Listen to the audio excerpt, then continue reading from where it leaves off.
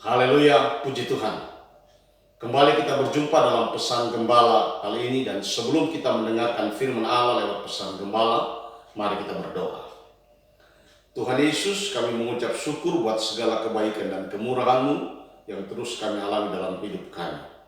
Kami akan mendengarkan firman lewat pesan gembala. Sucikan, kuduskan, dan layakan kami Tuhan, sehingga kebenaran firman-Mu merema dalam kehidupan kami dan kami dapat mempraktekkan. Terima kasih Tuhan, kami siap mendengarkan firman-Mu dalam nama Yesus. Haleluya. Amin.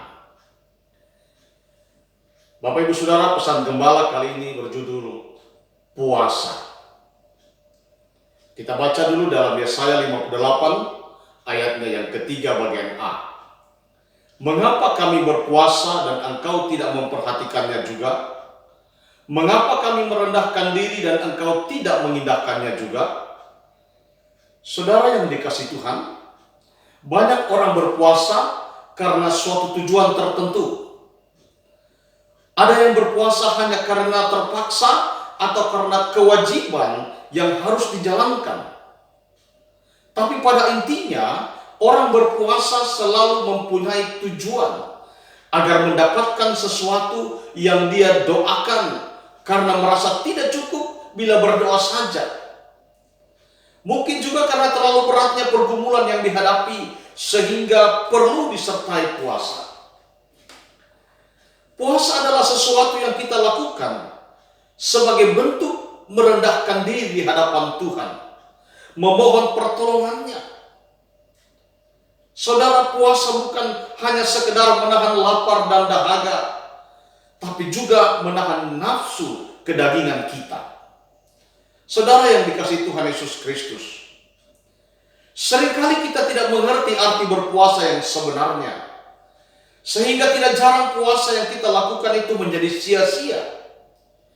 Kita menjalankan puasa agar beroleh pujian dari orang lain, supaya kelihatan kita ini rohani. Dalam Injil Matius pasal 6 ayat 16 dikatakan, dan apabila kamu berpuasa, janganlah muram mukamu seperti orang munafik. Mereka mengubah air mukanya supaya orang melihat bahwa mereka sedang berpuasa. Aku berkata kepadamu, sesungguhnya mereka sudah mendapat upahnya. Saudara, hal lain yang membuat puasa kita menjadi percuma apabila di dalam berpuasa kita belum ada pemberesan dengan Tuhan. Saya ulangi saudara, yang membuat puasa kita menjadi percuma apabila kita belum mengadakan pemberesan dengan Tuhan. Kita masih menyembunyikan dosa. Inilah yang menjadi penghalang, yang menjadikan sesuatu yang puasa kita tidak sampai kepada Tuhan. Inilah yang menjadi penghalang hubungan kita dengan Tuhan, sehingga puasa kita dalam tanda kutip tidak sampai kepadanya.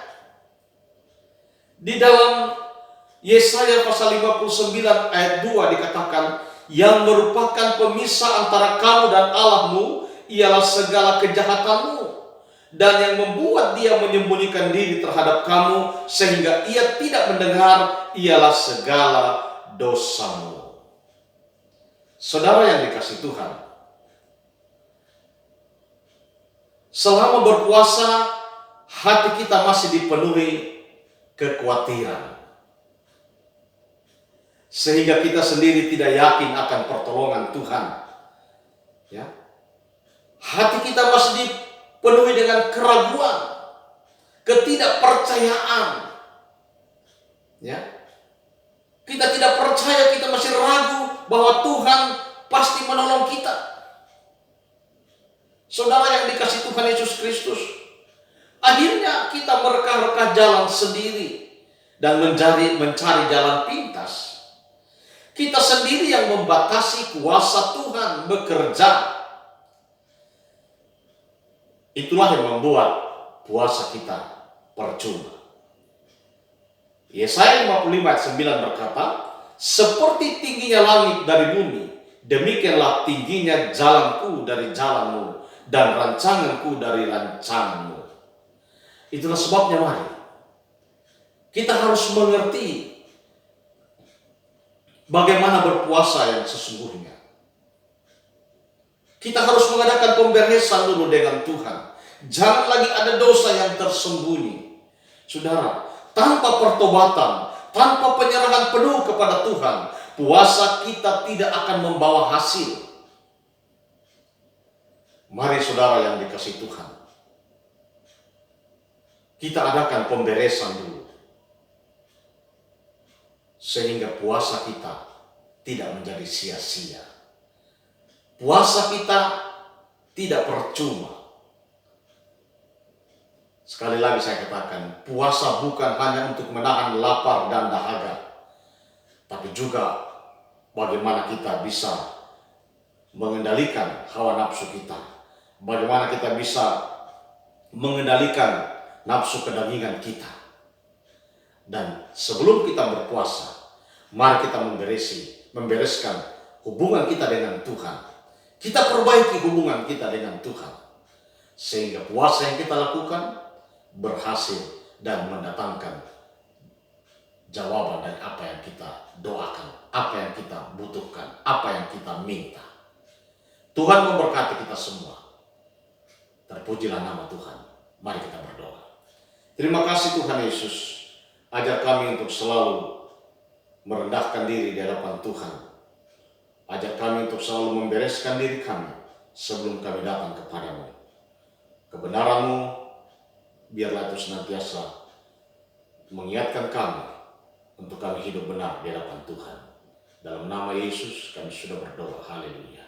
Amin.